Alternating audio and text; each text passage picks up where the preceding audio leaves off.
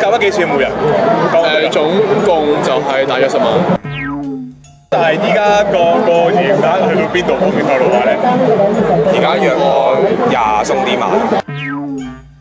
熊仔餅整賺10萬 ，A for Sam 哥有冇咁難啊？紅光頭祝大家鴻運當頭。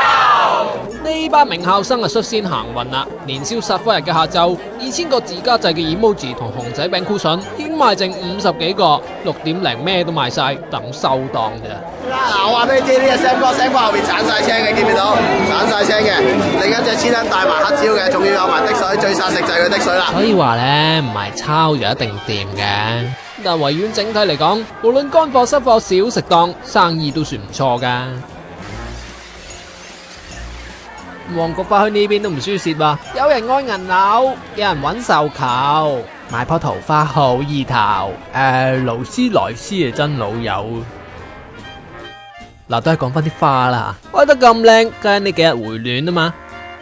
天文台預測今日最高有成23度，好可能係7年嚟同戰後最暖嘅新蒸頭啊！下星期一年初4仲會升到24度。